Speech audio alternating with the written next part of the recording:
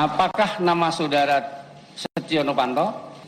Jadi saudara penasihat hukum, hasil dokter sudah menyatakan jelas. Namun klien saudara tidak menjawab pertanyaan saya. Apakah memang ini tidak mendengar sebenarnya atau bagaimana? Masih ingat dong nama yang tadi disebut Bapak Hakim? Itu loh, dia bekas ketua DPR yang mendadak pikun di persidangan korupsi proyek IKTP. Bagi kami penuntut umum ini salah satu menunjukkan kebohongan yang dilakukan oleh terdakwa yang mulia. Dalam ilmu psikologi, tindakan berpura-pura sakit fisik dan mental seperti itu disebut malingering. Mau tahu bagaimana para politikus seperti dia berbohong? Ayo kita tanya Profesor Yusti Probowati, guru besar psikologi dari Universitas Surabaya. Anda sedang mendengarkan Sains Sekitar Kita. Sains Sekitar Kita. Produksi KBR dan The Conversation Indonesia. Saya, Nunung Nurbaiti, tidak pernah ada pertemuan. Setio Novanto bukan satu-satunya koruptor yang gunakan jurus pura-pura sakit. 7 tahun lalu, istri seorang wakil kepala kepolisian Indonesia juga menggunakan akal bulus yang sama. Di depan persidangan, dia terus mengaku lupa waktu ditanya jaksa tentang praktik suap yang dia lakukan. Tapi drama itu berakhir ketika Profesor Yusti datang membantu KPK membongkar triknya. Yang lucu tuh pada kasus ibu yang berbohong, yang selalu mengatakan lupa itu, dia nggak mau dites juga sama psikolog gitu. Pada saat kami datang gitu, nggak mau dites. Akhirnya kami melakukan observasi lewat monitor CCTV dari ruangan monitor di KPK. Terus kami ngelihat proses ketika dia dilakukan penyidikan gitu ya. Dari jam 9 sampai jam 12. Ternyata dia juga susah tuh bohong terus menerus gitu ya. Kadang dia lupa gitu ya. Kalau dia harus pura-pura lupa gitu ya. Jadi itu kan nggak gampang gitu untuk memainkan proses tersebut. Telah terjadi aksi kekerasan, suatu penganiayaan terhadap Ibu Ratna Sarumpait. Mengalami pusing dan sebagainya, kesakitan yang luar biasa, ya karena penganiayaan itu dilakukan oleh mungkin 2 atau 3 orang laki-laki. Menurut saya itu biadab itu, ya. Itu polisi harus cepat tuh nyari orangnya itu, ambil segera CCTV-nya, kejar orangnya, siapa orangnya itu. Nah, kebohongan ini juga gak kalah heboh. Jagat politik Indonesia sempat geger. Orang biasa sampai politikus kawakan kena tipu-tipunya.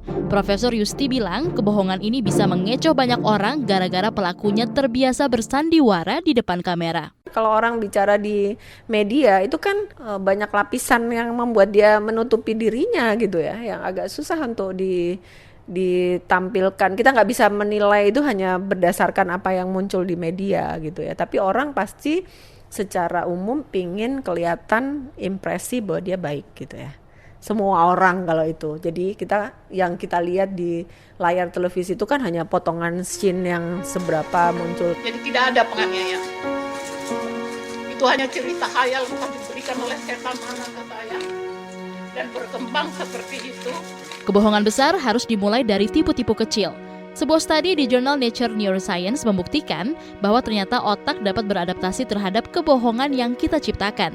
Artinya, semakin kamu sering berbohong, maka otak akan membuat kamu semakin lihai untuk menipu. Tapi bukan berarti kamu gak akan ketahuan orang lain loh. Jadi itu ada teknik tersendiri untuk ngelihat gitu ya. Teknik NLP misalnya, Neuro Language Programming, itu kita ngelihat dari mata, gerakan mata dia, ekspresi dia. Kalau dulu mungkin ada film Lie to Me, itu kan sebenarnya diambil juga dari teknik wawancara yang berbasis pada mikro ekspresinya seseorang gitu ya. Tetapi itulah, jadi dari ekspresi nonverbal itu seringkali orang tidak bisa menipu gitu ya. Kalau kamu sudah merasa jadi pembohong profesional, coba kalahkan mesin penguji kebohongan. Namanya electroencephalography alias EEG yang bekerja merekam aktivitas kelistrikan yang dihasilkan neuron otak.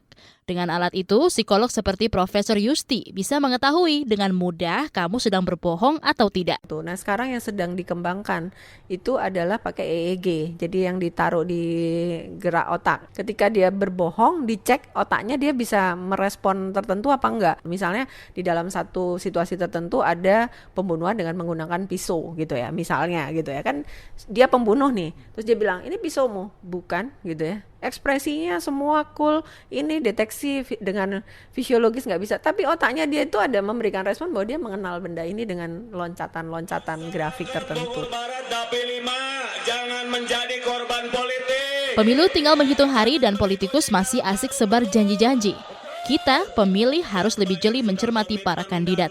Jangan tertipu memilih koruptor yang tanpa malu mencoba balik lagi ke panggung politik. Jangan berpikir bahwa lapas itu memberikan efek jerah. Ya bagi sebagian orang iya gitu ya. Tapi bagi sebagian orang dia akan berhitung. Kalau untuk kasus korupsi ya, dia dapat berapa, dia masuk berapa, kan gitu. Masuk berapa tahun untuk sekian yang dia dapat. Itu kan yang sering kali terjadi gitu.